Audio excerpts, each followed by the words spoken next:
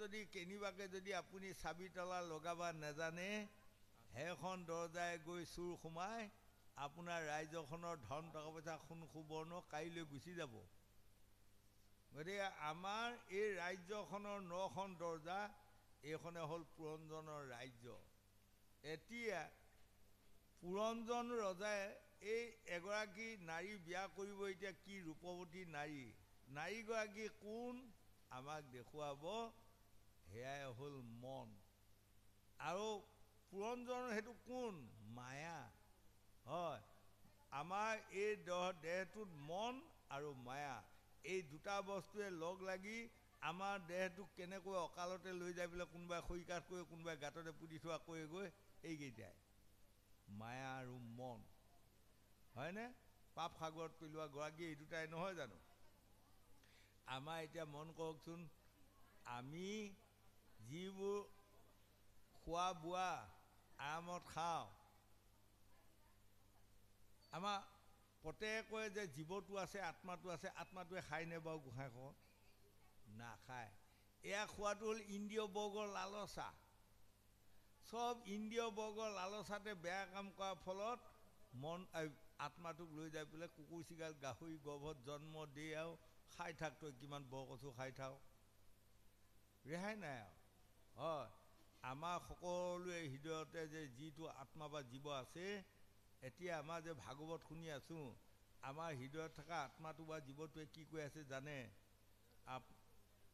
আপোনালোকে যদি এনেধৰণে সদায় শাস্ত্ৰ ভাগৱত সাধুৰ সংগ লৈ ভকতৰ সংগ লৈ শুনি ফুৰে তেনেহ'লে মই জন্মে জন্মে শান্তি পায়ে ফুৰিম আৰু যেতিয়া আমি বেয়া কাম কৰিম তেতিয়া আকৌ আমাৰ আত্মাটোৱে আমাক কয় নৰাধম তুমি যে এইবোৰ বেয়া কাম কৰিছা তাৰ ফলত মই কুকুৰ চিগাল গাহৰি গৰ্ভত জন্ম লৈ 20টা বৰকচু খাই ফুৰিব লাগিব তেনেকৈ কৈ থাকে আমাক নৰাধম বুলি গালি দি থাকে হয়নে সেইকাৰণে আমাক কয় যে এই লোকসকল বুজিলে যুঁজিব নালাগে এইবোৰ একোটি মায়া এই মায়াত আমি অন্ধ হৈ আছোঁ চকুকেইটা যেতিয়া আমি মায়াটো যেনেকৈ আপোনালোকে মন কৰিবচোন কেতিয়াবা আঘোণমহীয়া বেলিটো বৰ ধুনীয়াকৈ ওলাই আহে কিন্তু হিমে তাক মেৰিয়াই ধৰি মানে আন্ধাৰ কৰি ৰাখি আছে নহয় তাতে কোনোবা এজন নাজানা মানুহে যাই পেলাই কি কৈছে জানে কথা খবৰ নাখল আৰু দে কি হ'লনো বেলিটো ক'ৰবাত মদ খাই পেলাই পৰিহে আছে নেকি কিহে আছে নোলোৱা হ'ল হয়নে এই বিহুৰ সময়ত ধান চাউল শুকুৱাব লাগে কাপোৰ শুকুৱাব লাগে এই তেতিয়া এজনে কৈছে এই মূৰ্খ বেলিটোৱে ক'তো মদ খাই পৰি নাথাকে ওলাবা পাহৰি নাথাকে আমাৰ গাঁৱে ভূঞে আছে কেইটামান বদমাইছ মদ খাই অথালি পথালি কৰি ফুৰিব বিয়া কৰোৱা কেইটামানে দুগুৰি মদ খাই আহি ঘৈণীয়েকহঁতৰ পিঠিত ৰাম টাউন কিছুমান সধাব হয় বিয়া নকৰাকেইটাই মদ খাই আহি বাপে মায়েকক ভাল বেয়া ব্যৱহাৰ কিছুমান কৰিব এয়া হ'ল মানুহৰ লক্ষণ আপোনালোকৰ নতুৱা গাঁও অঞ্চলত নিশ্চয় শাস্ত্ৰ ভাগৱত শুনি আমাৰ ডেকা গাভৰুসকল ইয়াৰ পৰা অকণমান বিৰত মানে পাতলি যোৱা বুলি শুনি বৰ ভাল পাইছোঁ বাৰু ভাল এইবোৰ কলি আছে পৰীক্ষিত ৰজাই এই কলিক জেগা দিলে ক'ত যাতে প্ৰথম জেগাটো দিলে মদত তই মদত থাকিবি দ্বিতীয়ত দিলে জুৱা খেলত তৃতীয়ত দিলে বেইচা নাৰীত চতুৰ্থত দিলে সীমাত হয় পঞ্চমত দিলে মছলা পিছা পাতাত আৰু 6 নম্বৰত দিলে চোতাল ঘৰ শাৰী জাবৰ জোঁথৰ থৈ দিয়ে যে আমাৰ আইসকল গোসাঁনীহঁত বোৱাৰীসকল বাঁহী চোতাল শাৰী বোলে যে জাবৰ জোঁথৰকেইডাল ঠান কৰি পেলাই দিব বা ক'ৰবাত পুৰি পেলাব চোতালৰ আগত থুপিয়াই থৈ নাহিব আহিলে সেইঘৰত হাই কাজিয়া লাগিব কলি আহিব হয়নে এই 6টা দিলে পৰীক্ষিত ৰজাই ক'লে তুমি যোৱা তেতিয়া কলিয়ে ক'লে মহাৰাজ আপুনিয়ে 6টা দিলে মই মাতাই নাই সেই মোৰ ফালৰ পৰা মই কোৱা আৰু এপদ বস্তুত থাকিবা মোক দিয়ক আৰু তেতিয়া পৰীক্ষিত ৰজাই বোলে হ'ব দিয়া বাৰু ক তেতিয়া ক'লে মোক সোণৰটো থাকিবা দিয়ক আৰু সেইটো 1 নম্বৰ বেয়া ঠাই এটা ল'লে আৰু হয়নে আমাৰ এতিয়া সেই সোণা গহনাত বেছি খুটিয়া হয়তো আমাৰ আইসকলৰ মাজত কাজিয়া পেচাল জা জোৱালিৰ ভিতৰত এইবিলাক হয় সোণতো আছে গতিকে আমি সাৱধান হৈ থাকিব লাগে হয় গতিকে আমাক ক'লে সেই লোকসকল এই মন আৰু মায়া তাৰ লগত আবদ্ধ হৈ যিবোৰ বস্তু আমাৰ হৃদয়ত আছে এইবোৰক সুপৰিচালিত কৰিবলগীয়া হ'লে আমি সাধুগুৰু বৈষ্ণৱ চৰণৰ ধূলি মাথাত ল'ব লাগিব। মাথা গৰম হৰি নৰম, হৰি নৰম মাথা গৰম, হয়নে? তাৰমানে আমাৰ যি দুডাল শিৰ আছে এই ব্ৰেইনৰ পৰা আচল ব্ৰেইনৰ পৰা দুডাল শিৰ আছে আমাৰ একেবাৰে গৈ দুই বুঢ়া আঙুলিত আছেগৈ। এই শিৰ দুডালৰ এনেকুৱা তাৎপৰ্য আছে আপোনালোকে প্ৰমাণ কৰিব। যদি ভৰি দুখন আপোনাৰ খুব গৰম হৈ থাকে তেনেহ'লে আপোনাৰ মাথাটো ঠাণ্ডা হৈ থাকে। আকৌ কেতিয়াবা যদি ভৰিকেইখন খুব ঠাণ্ডা হৈ থাকে মাথাটো গৰম উঠি থাকে। প্ৰমাণ কৰিব হেনে নহয়। এতিয়া অৱশ্যে এইকেইটা দিন গ'লেই, পুহ মাহৰ কেইদিনতে আপোনালোকে প্ৰমাণ কৰিলে এনেধৰণে 12টা 11টা বজাত ৰাতি যাওক, যাই পেলাই ঠাণ্ডা পানীয়ে ভৰি ধুই পেলাই আপুনি শুৱক। আপুনি 3 ঘণ্টা যুঁজিব লাগিব টোপনিৰ কাৰণে, 3 ঘণ্টা। আৰু যদি আপুনি এইকমে ভাগৱতৰ পৰা যায়, যদি গৰম পানী অকণমান ভৰি ধুই যদি জুই এটা পুৱাই লৈ পেলাই যদি ভৰি দুখন অকণমান তেল মালিচ কৰি লৈ বাগৰ দেই 10 মিনিট নালাগে ঘৌ ঘা ঘূ ঘা ঘূ ঘা আহি থাকিব, হয়নে? প্ৰমাণ কৰিব। তাৰমানে ভৰিকেইখন যেতিয়া গৰম আহিব মাথাটো তেতিয়া নৰম আহিব, জ্ঞান আহিব। যি মানুহৰ অনাবত ভৰি ঠাণ্ডা মাথাটো গৰম টিঙিচকৈ খং উঠিব, কাজিয়া পেচাল লাগি ফুৰিব। প্ৰমাণ কৰিব, হয়নে নহয়? এজন মানুহ যদি খুব ৰাগ উঠে তেওঁ ভৰিখন বাৰু লাৰি চাবচোন, হয়, মস্ত ঠাণ্ডা হ'ব, তেতিয়া তাৰ খং আহিব। গতিকে 1 নম্বৰতে আমি মাথাটো নৰম কৰি ৰাখিব লাগিব। ভৰি গৰম কৰি ৰাখিলে দেহটো ভালে থাকিব। আৰু মাথা নৰম কৰি ৰাখিলে আমাৰ গাত কি আছে? কেইটামান বস্তু আহিব, ধৈৰ্য, সৌৰ্য, ক্ষমা, দয়া। এই 4টা বস্তু তাবিজটো যিসকলে বান্ধি ল'ব জানে সেইসকলে এই পৃথিৱীত ক'তো তেওঁলোকৰ ভয় সংশয় বুলি কোৱা বস্তুটো তেওঁলোকৰ ওচৰলৈ নাযায়, হয়। আমাৰ জ্ঞানে আদি মূল, জ্ঞান নহ'লে যায় জাতি কুল। গতিকে আমাক লাগিব উঠি অহা যুৱক যুৱতী প্ৰজন্মসকল ধৈৰ্য, সৌৰ্য, ক্ষমা, দয়া, এই 4টা বস্তু যেতিয়া আমি হৃদয়ত ৰাখিম তেনেহ'লে আমাৰ এই পৃথিৱীখনত য'তে যাম আমি ত'তে শান্তি পাম। শাস্ত্ৰ ভাগৱতেও আমাক এইকণ পৰামৰ্শ প্ৰদান কৰি আছে। গোবিন্দ অৰামে সভাৰ মণ্ডপ ৰাজা পথ গৃহস্থৰ কি ৰাস্থান হাত বাট আবৰ বিস্তৰ নগৰ মধ্যত ধ্বজ পতাকাৰ কান্তি পবালৰ ভিন্দি খব আছে পান্তি পান্তি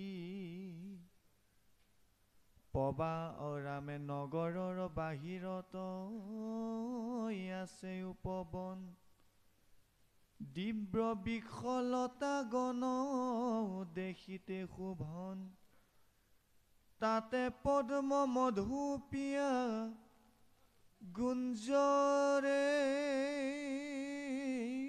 ভ্ৰমৰ অকোলাহল শবদত বধস্বত কৰ।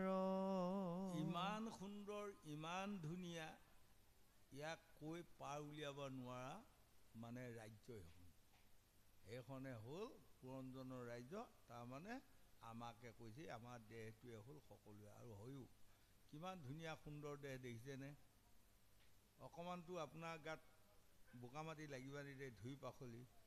কিন্তু এদিনটো এইটো দেহকো লৈ যায় বোলে কোনোবাই গাঁতত পুতি থ'বগৈ, কোনোবাই জুই লগাই দিব। 5টা ভূতৰে তৈয়াৰ। কি কি আছে?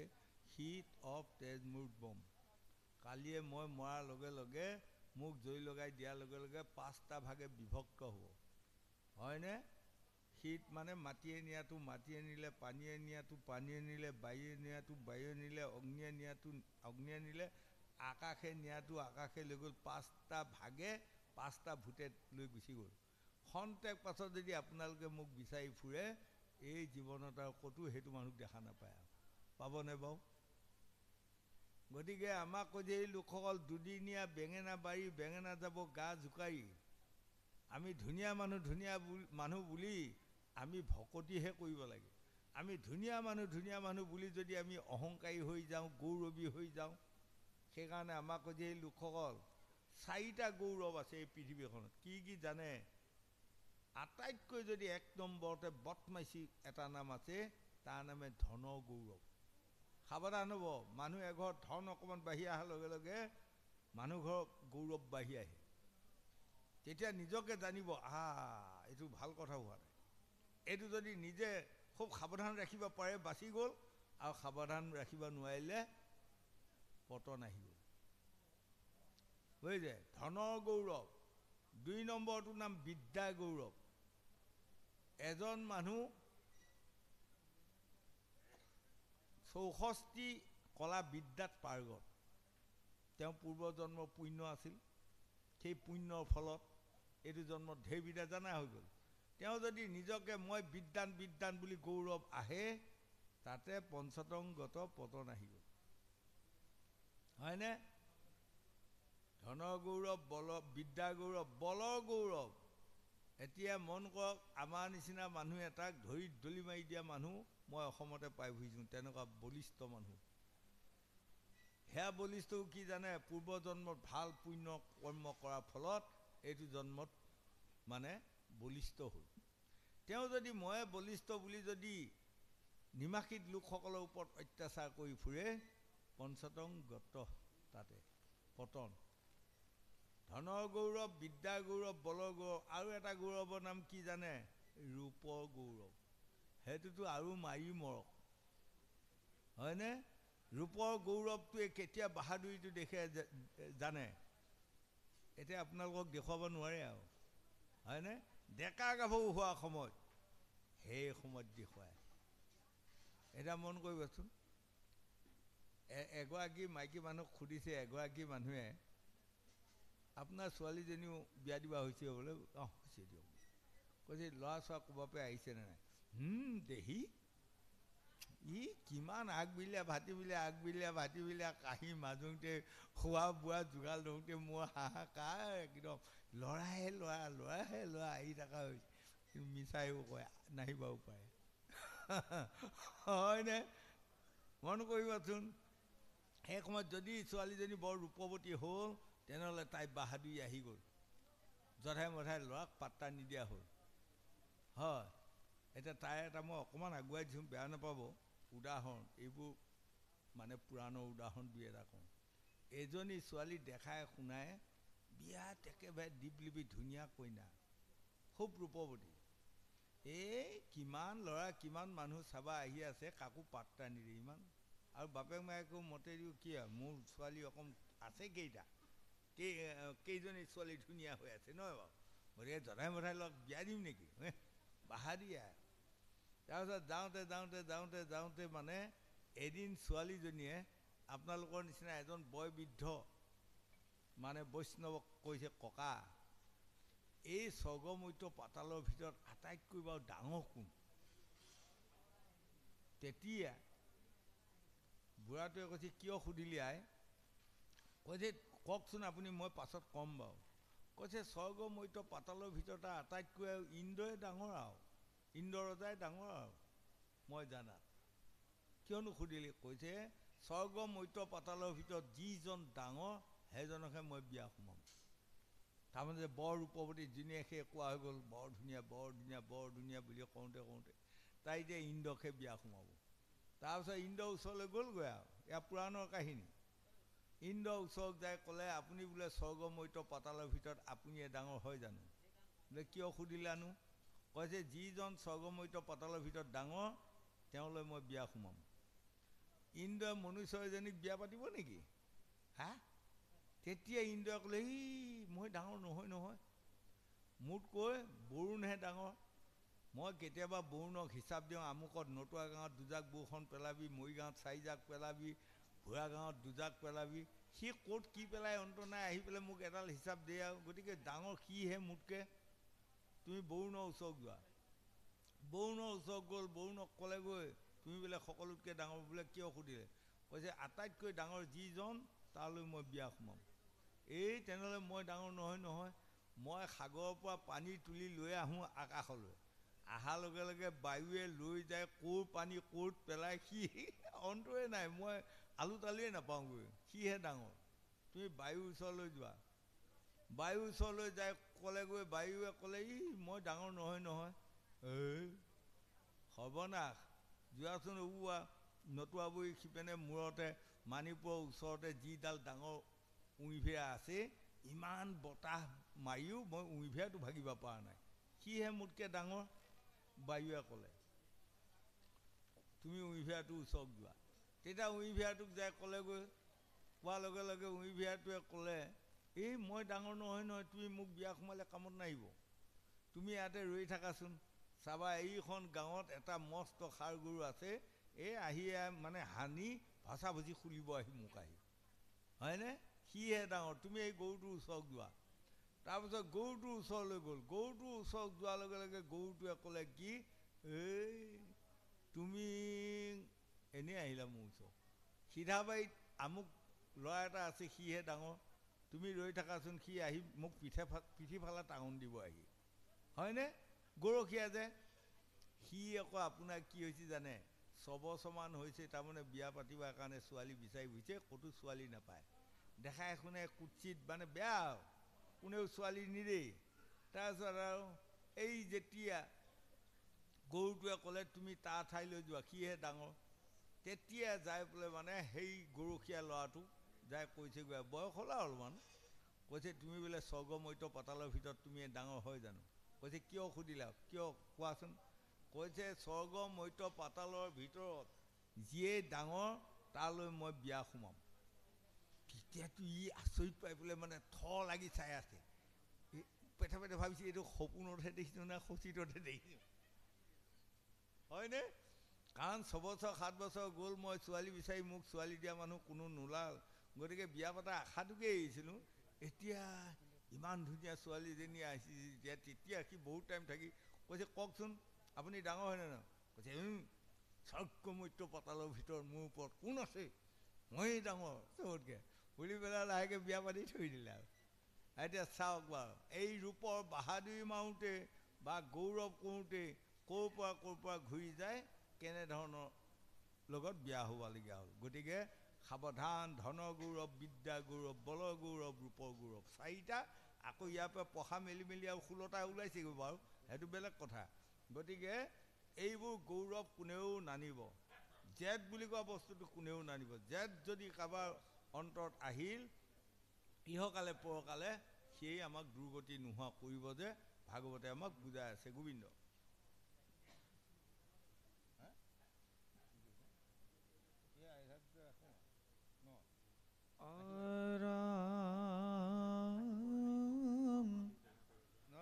সৰোবৰ জলে আছে চপ কৰি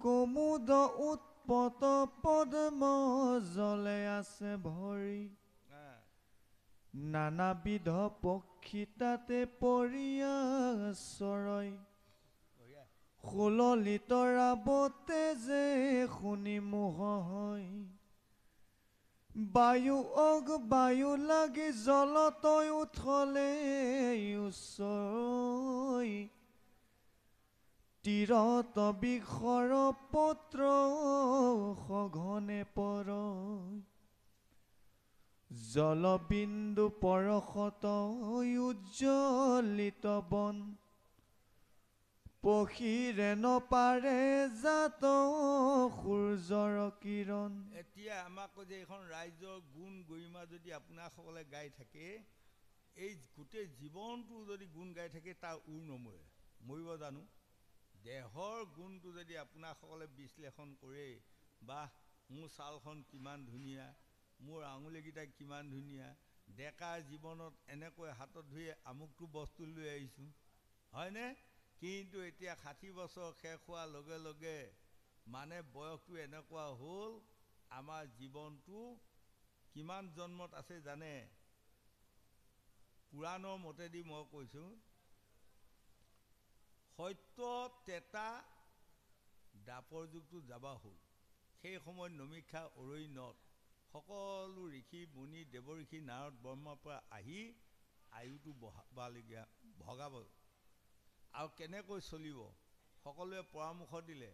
আৰু সদৌ শেষত সকলোৱে লগ লাগি কৰিলে কি, কলি যুগটো মাৰি মৰক যুগ আহিব, গতিকে ইয়াৰ যুগটোত মানুহ আয়ুটো গোটেই কম হওক। কাৰণ সত্য যুগত কৌটি কৌটি বছৰ আছিল, ত্ৰেতা যুগত লাখ লাখ বছৰ আয়ু, আৰু দ্বাপৰ যুগত হাজাৰ হাজাৰ বছৰ আয়ু, হয়নে? কলিত কিমান দিয়া হওক, মানুহটোক মাতি পেলাই ক'লে এয়া 40 বছৰ দিয়া হ'ল তোমাক। কৈছে মুঠে 40 বছৰে দিলে। মানুহটো মনটো বৰ কোষা, 40 বছৰ বয়স, মনটো কোচ খাই থাকিলে। আৰু তাৰ পাছত গৰুক ক'লে তোমালোকক 40 বছৰ দিয়া হ'ল। তেতিয়া গৰুৱে ক'লে এই 40 বছৰ মই কি কৰিব লাগিব? ক'লে কলিত ধন ধানৰ অভাৱ আহিব মানুহসকলৰ, তোমালোকে হাল কোৰ গাড়ী ঘোঁৰা মাৰি পৰিয়ালবৰ্গক ভৰণ পোষণ দিব লাগিব। তেতিয়া ক'লে তেনেহ'লে মই নোৱাৰিম, মোৰ 20 বছৰ ঘূৰাই লওক, মই ইমান কষ্ট কৰিব নোৱাৰিম, হয় নেকি? তেতিয়া এই লগে লগে মানুহটোৱে কি ক'লে জানে? সি যে 40 বছৰ পাই পেলাই অশান্তিত আছে নহয়, লগে লগে ক'লে তাক নালাগে যদি সেই 20 বছৰ মোকে দিয়ক আৰু। অঁ লোৱা, গণি যাবচোন কিমান হয় দেই। তাৰ পাছত কুকুৰটোক ক'লে হেৰিয়া তোমালোকেও 40 বছৰ লোৱা। তেতিয়া কুকুৰে ক'লে মই কি কৰিব লাগিব?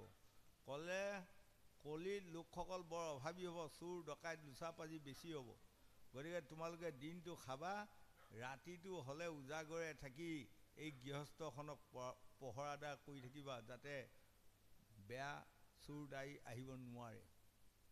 তেনেহ'লে মই ৰাতি শুব নাপাম। কৈছে তুমি নাপাবা শুবা।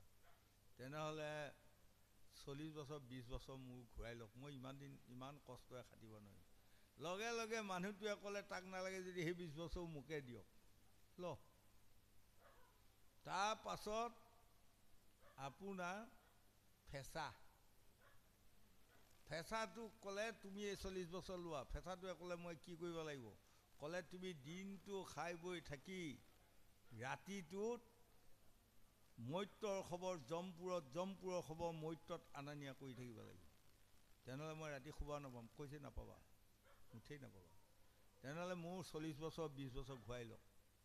তেতিয়া লগে লগে মানুহটোৱে কৈছে সেই 20 বছৰো মোকে দিয়ক, লোৱা। হয়। তাৰপাছত বান্দৰসকলক ক'লে বান্দৰ তুমিও 40 বছৰ লোৱা। বান্দৰে ক'লে মই কি কৰিব লাগিব? কৈছে তুমি পাহাৰে পাখান্দৰে ঘূৰি ফুৰি ফল মূল খাই বৈ জীৱন যাপন কৰি থাকিবা। তেনেহ'লে মই ঘৰ বাৰী নাপাম। কৈছে নাপাবা ঘৰ বাৰী, হয় নেকি? তেনেহ'লে মোৰো 20 বছৰ ঘূৰাই দিলোঁ। তেতিয়া লগে লগে মানুহটোৱে ক'লে সেই 20 বছৰো মোকে দিয়ক, হয়নে? এতিয়া কিমান হ'ল? 120 বছৰ আমাৰ মানুহসকলৰ হ'ল, মনত ৰাখিব। এতিয়া এই কৃষ্ণই গৈ এইকণ কথা যায় যেতিয়া ৰুক্মিণী আই আগত কয়, তেতিয়া ৰুক্মিণী আয়ে কৈছে কি জানে? মানুহটো দেহি কম বুদ্ধি নহয় দেই, নহয়নে? ইটোৰ পৰা সিটোৰ পৰা সিটোৰ পৰা সিটোৰ পৰা লৈ লৈ 120 বছৰ আয়ু বনাই ল'লে। তেতিয়া কৃষ্ণই ৰুক্মিণীক কৈছে হেৰা মানুহটো মূৰ্খৰো মূৰ্খ, মূৰ্খৰো মূৰ্খ, তিনি মূৰ্খ। সি আনৰ পৰা যিবোৰ যে আয়ু ল'লে সি নিজৰ মতে চলিব নোৱাৰে নহয়, যাৰ পৰা যেনেকৈ লৈছে তেনেকৈ চলিব লাগিব। তেতিয়া কাহিনীটো এতিয়া বুজাই দিওঁ শুনক। এতিয়া আমাৰ যুৱক যুৱতী প্ৰজন্মসকল আপোনালোকৰ মনত পৰিব, মই মনত পেলাই দিছোঁ। 40 বছৰ বয়সলৈ মানুহৰ জন্ম কিমান আনন্দ শান্তিৰ জন্ম, য'তে ইচ্ছা ত'তে যায়, য'তে যাকে ইচ্ছা তাকে খায়, হয়নে? 10টা মধুৰাম পাই যদি গিলে সিও হৈ যায়। এতিয়া 3টা মধুৰাম যদি আপোনাক খুৱাই দিয়া যায় আপোনাৰ পেটৰ বেমাৰ আহিব। 40টা বছৰ শান্তিৰে যোৱা এয়া হ'ল মানুহৰ জন্ম, হয়নে?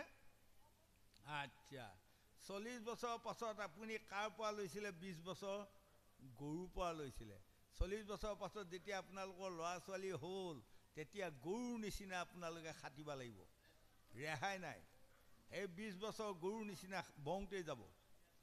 আৰু তাৰপাছত আৰু 20 বছৰ কাৰ পৰা লৈছিলে জানে? কুকুৰৰ পৰা লৈছিলে।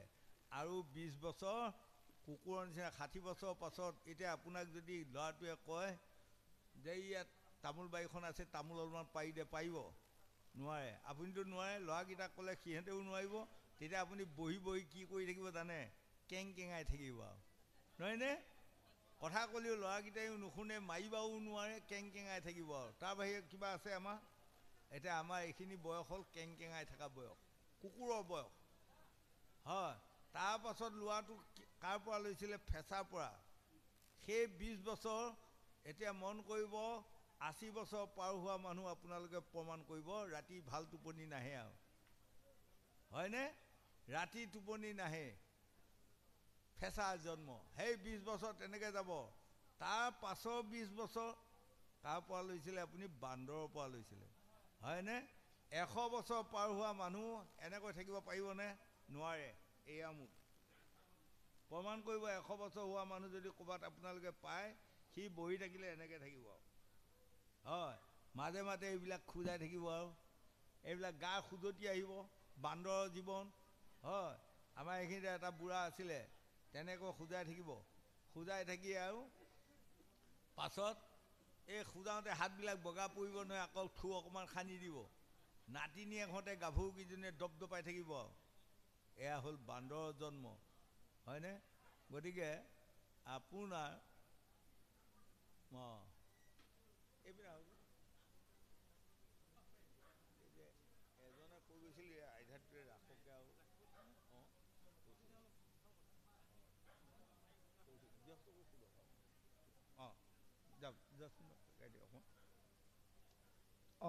ৰামে হৰি নবৰাহ গৰু গন্দৰ মহিষ মহাগজ ভূমি বনে কৰি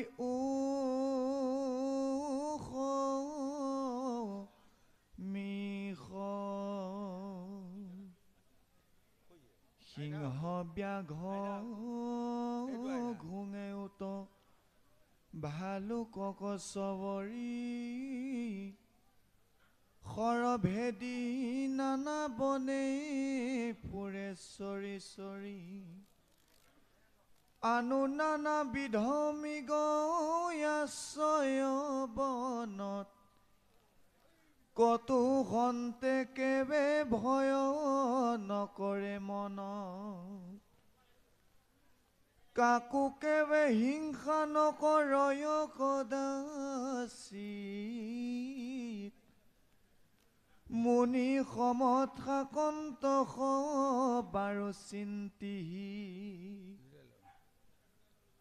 কুকিলে কোমল ধ্বনি কৰন্ত মধুৰ শুনিয়া পথিক সবো নচলয় দূৰ। এতিয়া আজি এই আখ্যানটো পুৰঞ্জনৰ আখ্যান বুজালে। এজন দেৱঋষি নাৰদে তাৰমানে প্ৰাচীন বহি এই ৰজা পুৰঞ্জনৰ আখ্যানটো কৈ আছে। তাৰমানে এনেধৰণৰ পুৰঞ্জন এজন ৰজা আছিল, আৰু ৰজা থাকি তেওঁ এখন ৰাজ্য আছিল, আৰু ৰাজ্যত তেওঁ ইপিনে এগৰাকী ছোৱালীয়ে দৰা বিচাৰি এই ইন্দ্ৰিয় দহোটা যে আগত লৈ যোৱা, আমাৰ ইয়াত তাৰমানে দহোটা ইন্দ্ৰিয়, হয়নে? মনৰ লগত ইন্দ্ৰিয় বৰ্গবোৰ যে ফুৰে, এইবোৰ সৈন্য যাই বিয়া কৰি পুৰঞ্জনৰনো কি অৱস্থাটো হ'ল আজি নাপাব আৰু শেষত। তাৰমানে পুৰঞ্জনৰ ৰাজ্যখনৰ কি অৱস্থা হয়, সদৌ শেষত এই ৰাজ্যখনৰ আমাৰ বিলাই নাইকিয়া হয়। এই ৰাম বিভৎস শৰীৰ আশী জোৰে নিব, তিনি থানে থৈব ভাগ, কহয় মাধৱে সবেও মৰিবে, তথাপি বুঢ়াহে আগ। এই পুৰঞ্জনৰ ৰাজ্যখন এদিন বিভৎস হ'ব। বিভৎস মানে কি